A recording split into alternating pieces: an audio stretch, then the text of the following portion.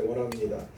오늘 우리가 섬기는 이 맥주감사 주일은 잘 아시는 대로 하나님께서 이스라엘 백성에게 지키라고 하셨던 이 3대 절기 가운데 하나입니다.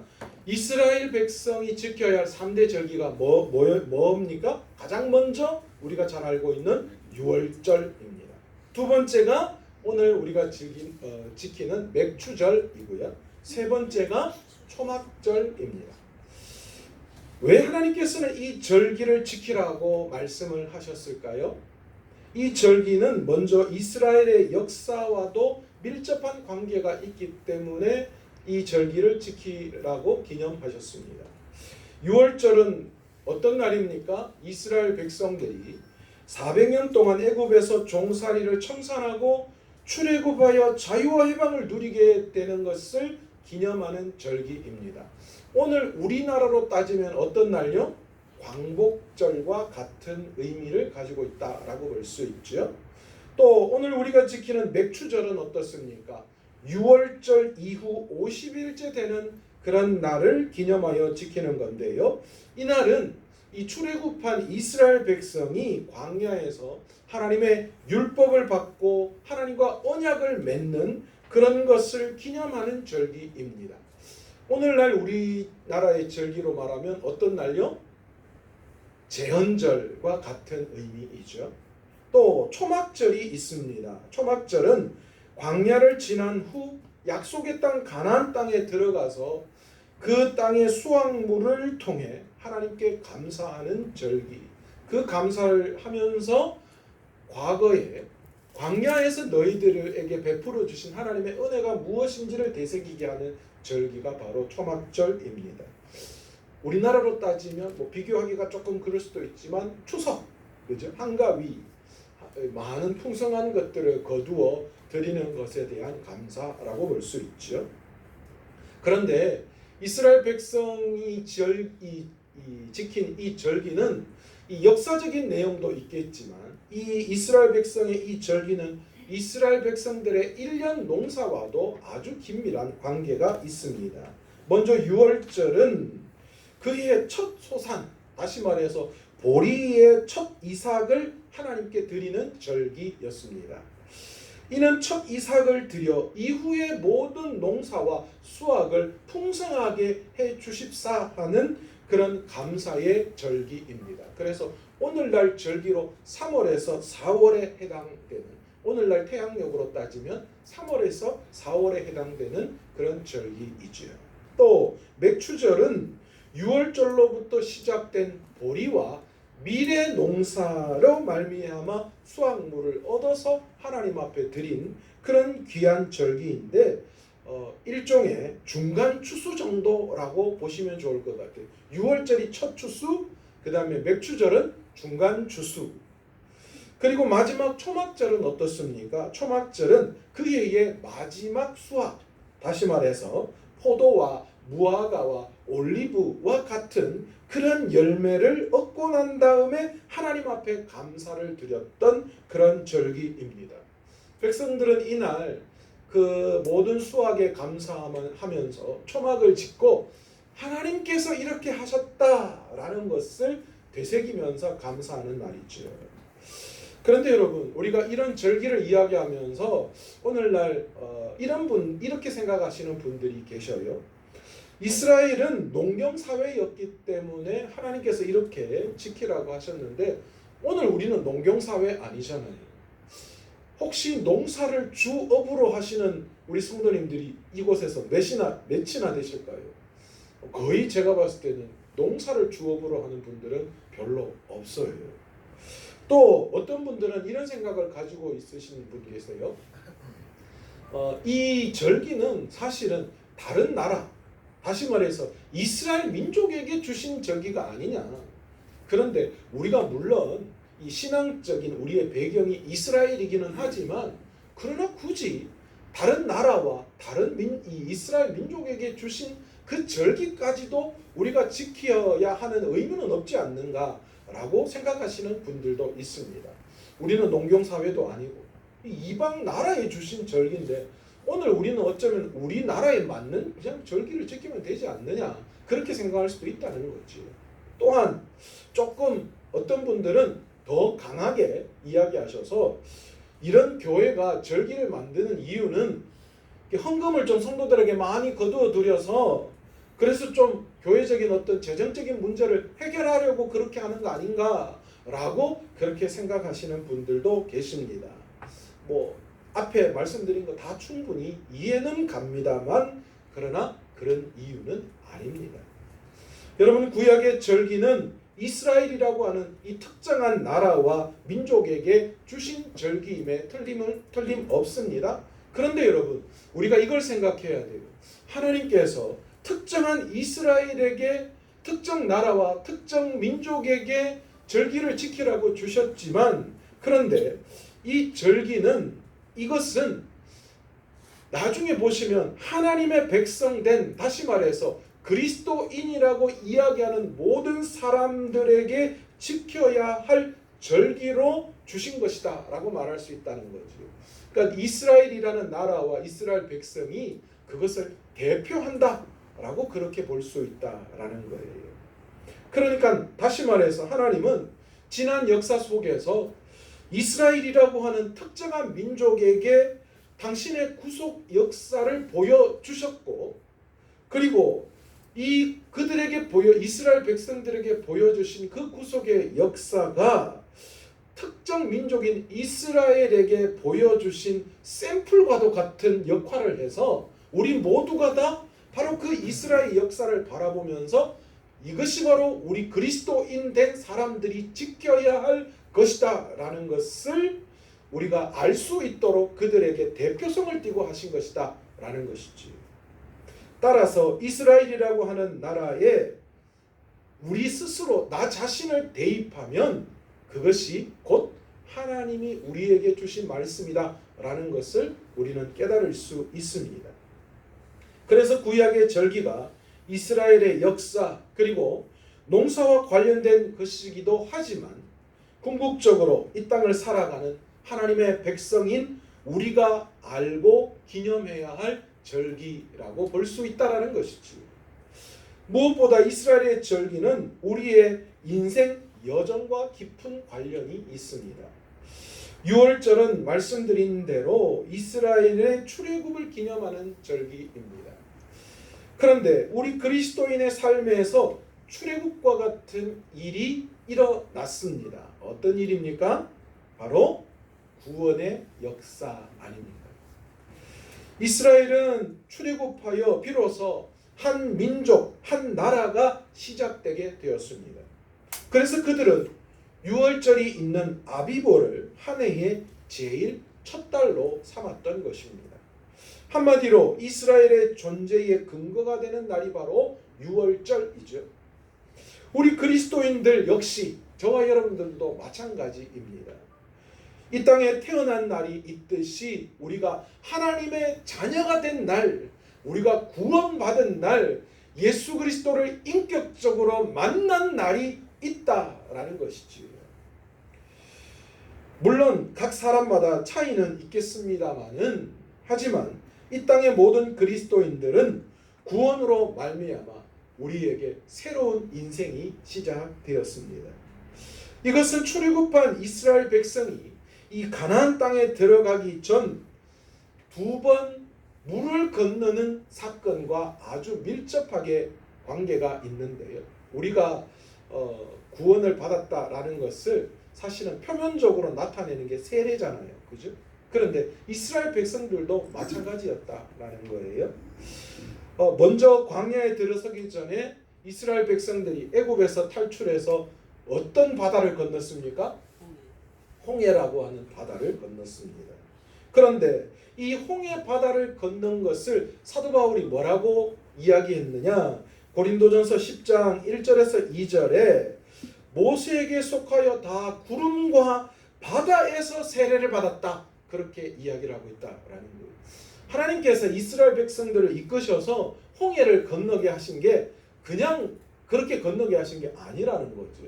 이스라엘 백성들을 홍해 바다를 건너게 하심으로 말미암아 그들에게 단체로 모였다는 거예요. 세례를 베풀어 주신 것과 같은 그런 행위를 하나님께서는 이스라엘 백성들에게 하셨다라는 거지요. 여러분, 세례가 무엇입니까? 내가 세상 가운데 이제 죽고 하나님의 자녀로 새롭게 태어났다라는 것이지요. 우리의 옛 사람이 죽고 그리스도 안에서 새 사람이 되었다라는 것을 우리는 세례라는 것을 통하여서 증명합니다.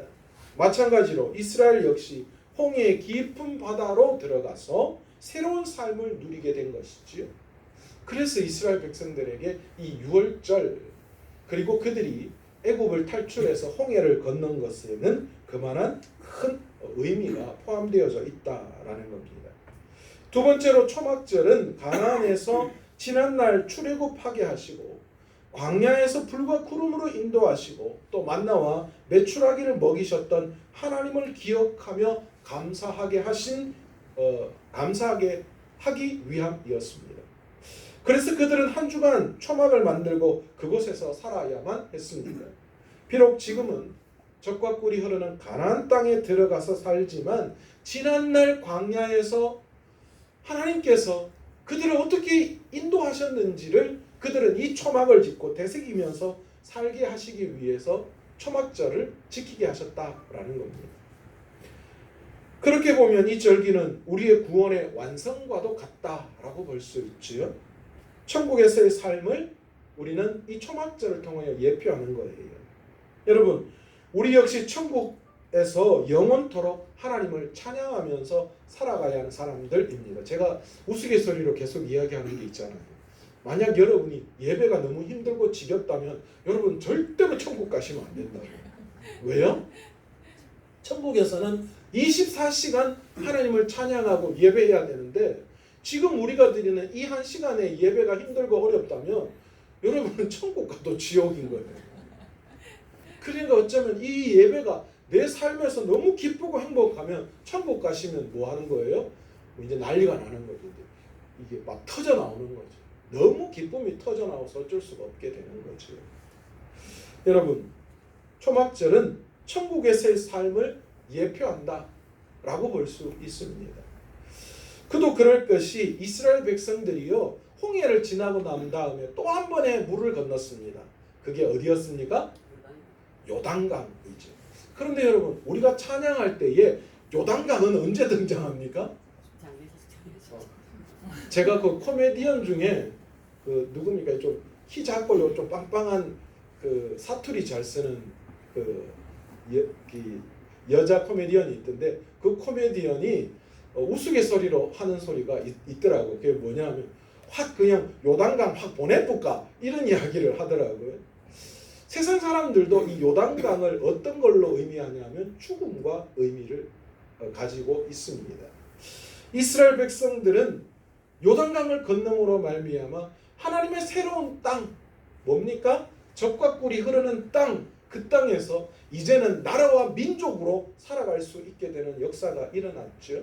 여러분, 우리도 마찬가지입니다. 우리가 이 땅에 살아가고 있지만 우리가 죽음을 통하여서 이제 천국에서 요단강이라는 죽음을 건너서 천국에서 영원한 하나님의 나라에 들어갈 수 있게 되는 거죠.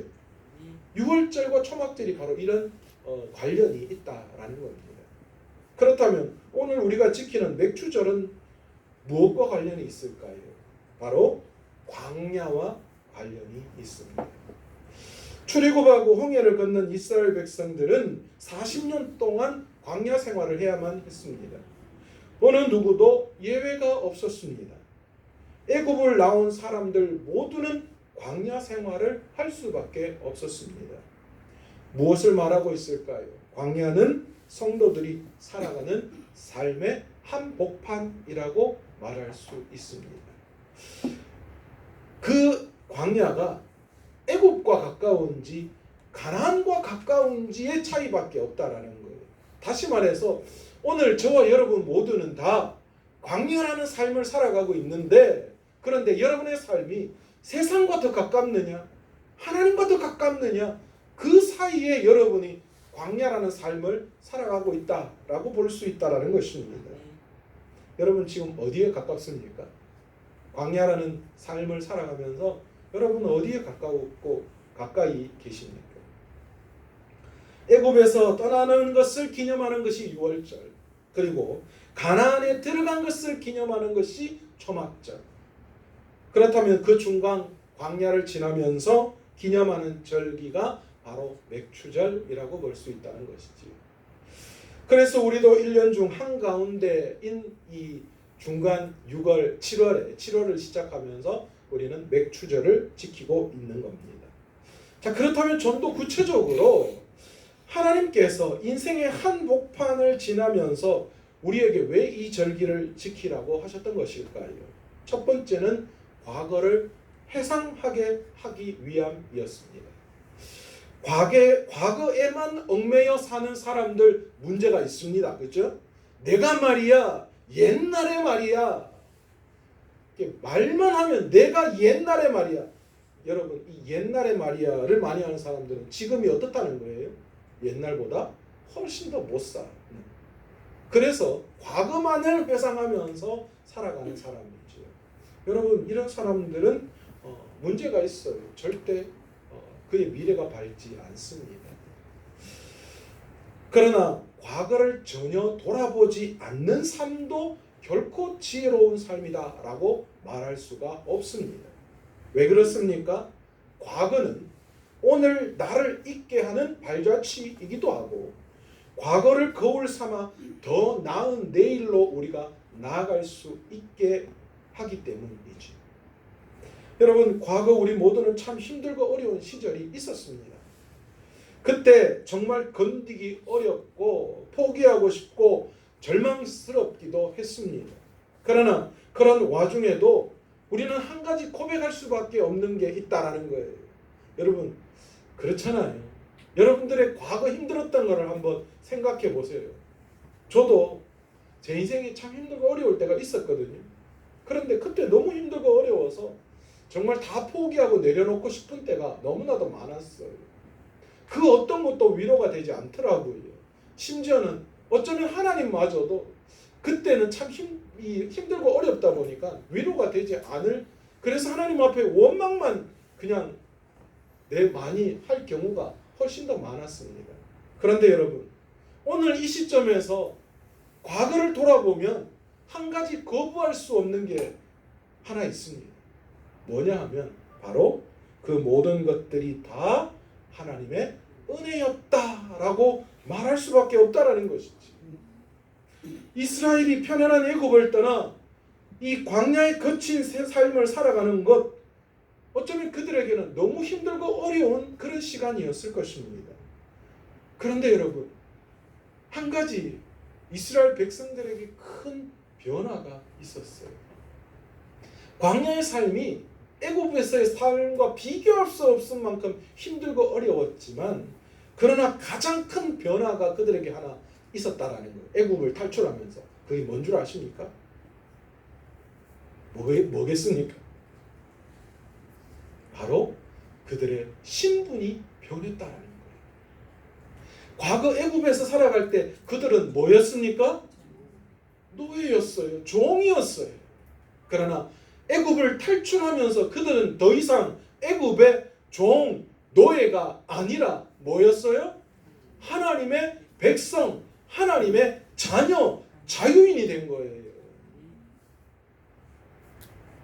여러분, 이것을 하나님께서는 뭐로 증명하셨어요? 시내산에서 모세를 통하여서 이스라엘 백성들에게 율법을 주신 걸로 우리는 알 수 있습니다. 여러분, 시내산에서 모세에게 율법을 주셨어요. 그 율법이 뭘 의미하는 걸까요? 너희들 이거 잘 지켜. 그러면 뭐 한다는 거예요? 내가 너희의 하나님이 되고 너희는 하나님을 순종해라라고 하시는 말씀이죠. 너희가 하나님의 말씀에 순종하면 내가 너의 하나님이 되겠다 라는 증명이잖아요. 바로 이것이 애굽에서 종살이하던 노예로 살던 사람들이 이제는 뭐가 되었다라는 증거예요? 하나님의 백성, 자녀가 되었다라는 증거입니다. 여러분, 뿐만 아닙니다. 광야는 정말 아무것도 없습니다. 그래서 광야잖아요. 오늘도 여러분들 이스라엘 백성들이 나왔던 그 광야로 가면 아무것도 없어요. 농사를 지을 수 있는 것도 아니고 뭐 목축을 할 수 있는 것도 아니고 제일 먼저 물이 없어요. 그리고 먹을 게 없어요. 뭐 나는 게 없잖아요. 그런데 여러분, 이스라엘 백성들에게 그 광야는 절망임에 분명합니다. 그러나 놀라운 것은 그들이 40년이라는 세월 동안 광야를 살아갔다라는 거예요.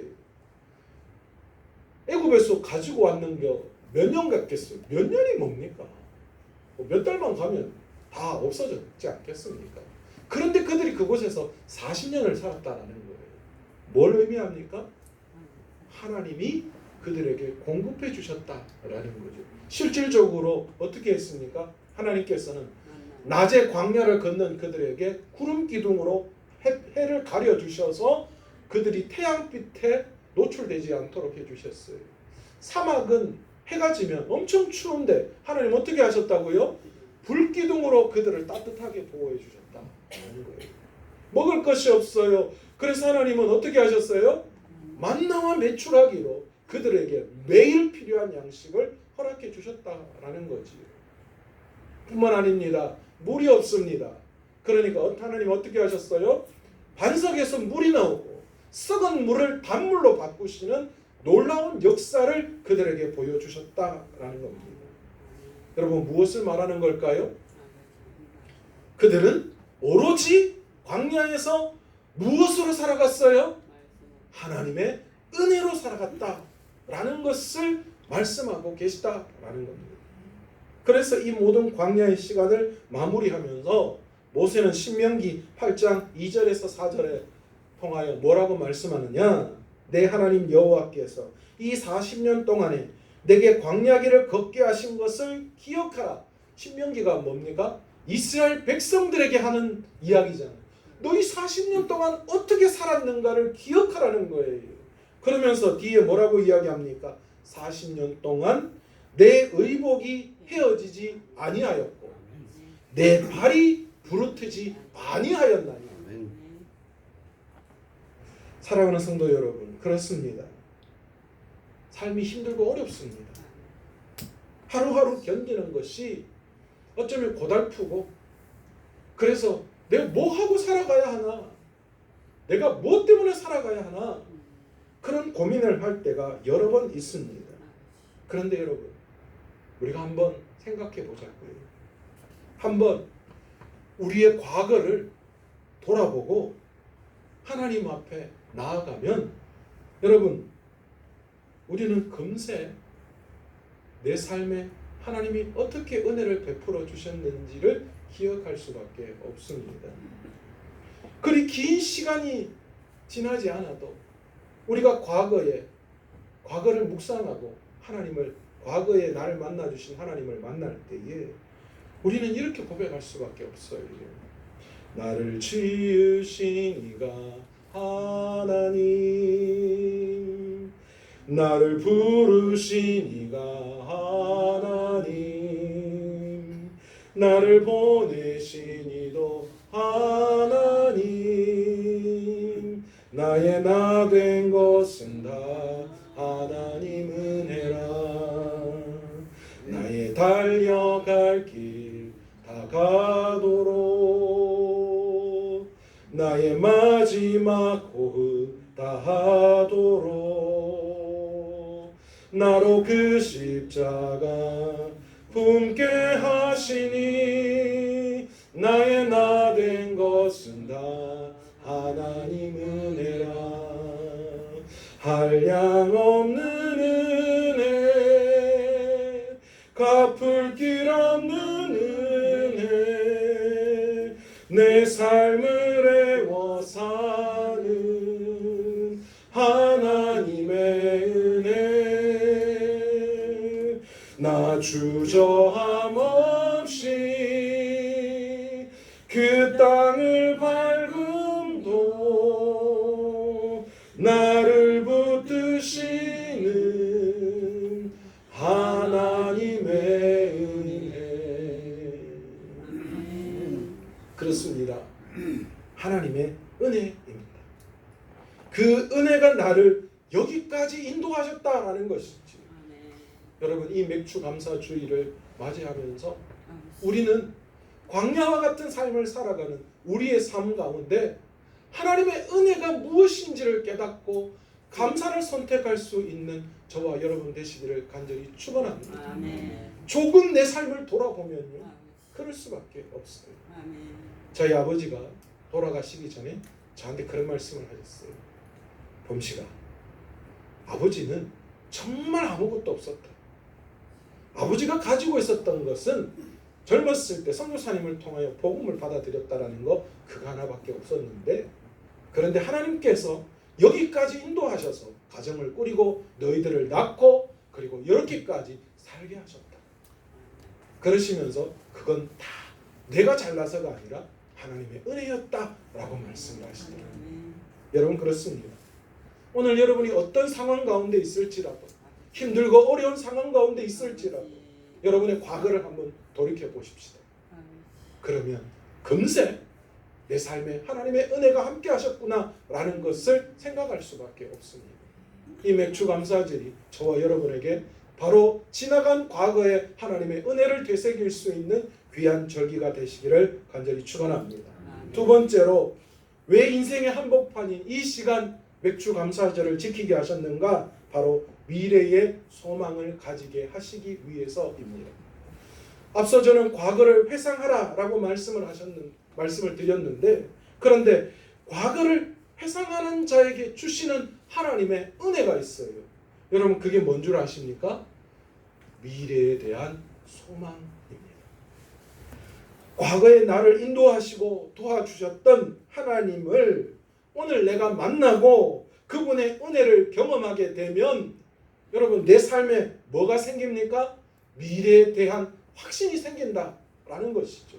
그래, 그때도 죽도록 어려웠는데, 내가 과거를 되새기면서 그때 나 너무너무 힘들고 어려웠는데, 그러나 그때 하나님이 개입하시고 간섭하셔서 나를 여기까지 인도해 주셨다면 앞으로 내 삶에도 어떻게 하시겠다는 거예요? 반드시 하나님이 개입하시고 간섭하셔서 나를 인도해 주실 것이다라는 믿음의 확신, 소망이 생겨난다라는 것이지. 여러분, 이 확신은 마냥 마약처럼 나를 중독시키거나 무의미한 자기 합리화가 아니에요. 그냥 나를 쇠뇌시키는 게 아니라는 거예요. 실제로 내 생각과 내 삶을 든든하게 무장시키는 그런 도구가 된다라는 겁니다. 여러분, 이것은 지난 믿음의 선배들이 자주 사용했던 방법이기도 합니다.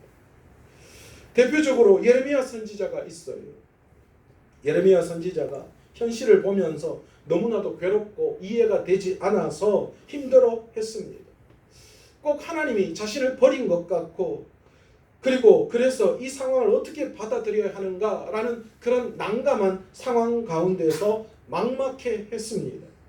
그래서 예레미야는 예레미야서 3장 19절에서 20절을 통하여서 그의 그 답답한 심정을 이렇게 고백했어요. 내 고초와 재난 곧 쑥과 담즙을 기억하소서. 내 마음이 그것을 기억하고 내가 낙심이 되오나.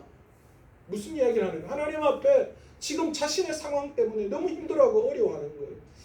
하나님, 지금 보세요. 내 삶이 어떤지. 제가 지금까지 쑥과 담즙을 살았습니다. 그렇게 고백하고 있어요. 그런데 놀라운 것은 그때마다 믿음의 선배들은 낙심하고 좌절하는 것이 아니라 성소에 들어갔어요. 그리고 하나님을 만났습니다. 그리고 과거를 돌아봤어요. 그리고는 어떻게 했다는 거예요? 과거에 그를 인도하셨던 하나님을 경험하게 됐고, 그래서 그들의 그 불평과 불만, 하나님 저를 기억해 주세요.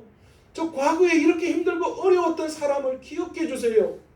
그 기억을 통하여서 하나님의 은혜를 경험하고, 그랬더니만 그의 마음속에 어떤 마음이 들었어요? 주의 인자는 끝이 없고 주의 자비는 무궁하며 아침마다 새롭고 늘 새로우니 주의 성실이 크도다 라는 고백이 그들의 입을 떠나지 않을 수 없었다라는 것이지. 여러분, 그렇습니다.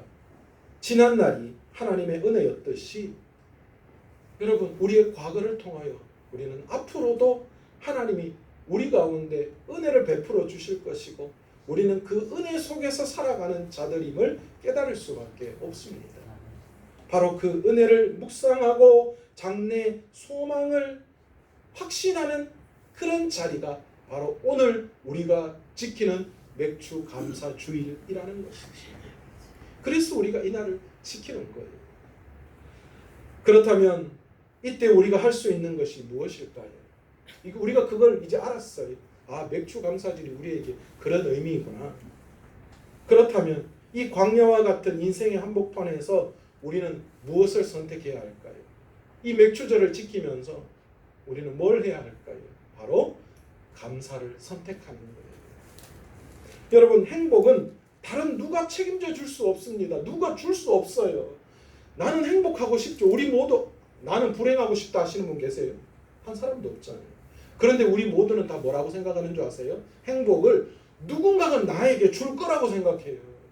내 아내가, 내 남편이, 내 자식들이, 돈이, 권력이 나에게 행복을 줄 거라고 그렇게 생각하지만 천만에요. 행복은 내가 선택하는 겁니다. 내가 선택하는 거예요. 누구에게 받거나 주는 것이 아니라 내가 행복을 선택하는 거예요. 그래서 그 행복이 언제 주어지느냐? 행복은 반드시 감사를 선택할 때에 내게 주어지는 것이 행복이라는 거예요. 행복은 내가 선택하는 건데 내가 감사할 때 그때 그 행복이 나의 행복이 된다라는 것이지. 이것은 누구도 예외가 아닙니다. 아무리 마음이 강박한 분이라도 여러분 감사하면 행복해져요. 그런데 감사의 조건이 있음에도 불구하고 감사하지 않으면 그런 사람들 마음은 늘 지옥과 같다라고 말 수밖에 없어요. 그래서 제가 지난번에도 한번 말씀드렸는데 감사의 지수는 무슨 지수와 같다고요? 행복의 지수와 같다, 비례한다, 그렇게 이야기할 수 있어요. 그러니까 내 삶에 감사가 많으면 많을수록 내 삶에 뭐가 높아지는 거예요? 행복 지수가 계속 높아지는 거예요. 무엇보다 우리가 항상 감사할 수밖에 없는 이유는 우리 인생을 향한 하나님의 계획은 언제나 뭐해요? 그런 것이 있었습니까? 한 번도 내게 행하시는 모든 것은 다 하나님 오르셨다라는 거예요. 심지어 내 삶의 고통과 고난과 어려움도 그 모든 것들이 다 하나님은 오르셨다라는 거예요. 그러니까 여러분 어떤 상황 속에서도 우리는 감사할 수밖에 없는 거예요. 감사할 때 우리 행복지수가 높아지는 거예요. 항상 내 삶에 행하시는 하나님의 모든 계획은 옳기 때문이죠. 또한 하나님께서는 모든 것을 협력하여 우리에게 뭘 베푸시는 분이셔요? 선을 행하시는 분이시다라는 거예요. 여러분 자식 한 대 때릴 때에 저 인간 확 즐거워하는 거 좀 어째 될뿌라 라고 그렇게 징계하시는 부모가 있습니까? 가끔 우리 아내가 지금은 애들 안 때리는데 우리 아내가 어렸을 때 수아는 좀 많이 맞고 자랐어요. 첫째고 하다 보니까 이게 뭐 어떻게 키워야 되는지 모르니까 그러니까 그냥 좀 엄하게 때리면 말 잘 듣겠다라는 생각을 할 수밖에 없었던 것 같아요. 그래도 잘 컸잖아요. 맞은 아치고는 잘 컸죠. 여러분 그런데 부모를 때릴 때 우리 아내가 우리 딸을 때릴 때 절대로 안갚음을 가지고 네가 내한테 그랬단 말이야 라는 마음으로 때린 적은 한 번도 없습니다. 때리고 나면 맞은 애보다 때린 부모가 더 아파요. 그래서 또 한 번 이렇게 때리고 나면 돌아서서 저한테 막 그랬다고 막 얼마나 마음 아파하는지 몰라요. 여러분 우리 하나님도 그러신 분이시잖아요. 모든 것을 협력하여 선을 이루시는 분입니다.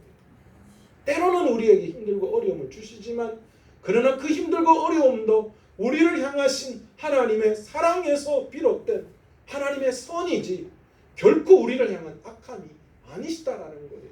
그러니 우리는 모든 상황 속에서 감사할 수밖에 없는 거예요. 그래서 망해도 뭐 한다는 거예요? 감사하고, 직장에서 해고당해도 감사하고, 사기를 맞아도 감사하고, 어떤 어려운 상황이 놓여져 있을지라도 내 삶에서, 심지어 내가 병원에 입원해서 정말 시한부 선고를 받더라도 어떻게 할 수밖에 없어요? 감사할 수밖에 없다. 그리고 그 감사는 무엇으로 이어집니까? 하나님을 향한 행복으로 이어지게 되어져 있다라는 겁니다. 우리 하나님은 언제나 우리의 감사로 그 길을 열어가십니다. 행복의 길을 열어가시는 거예요. 그러기에 이번 맥주감사주의를 통하여서 우리가 왜 이 맥주감사절을 지켜야 하는지를 깨닫고, 그리고 날마다 우리의 삶의 한복판에서 이 광야와 같은 삶 속에서 여러분 절대로 불평하고 낙심하는 것이 아니라 감사를 선택할 수 있는 저와 여러분 되시기를 간절히 축원합니다.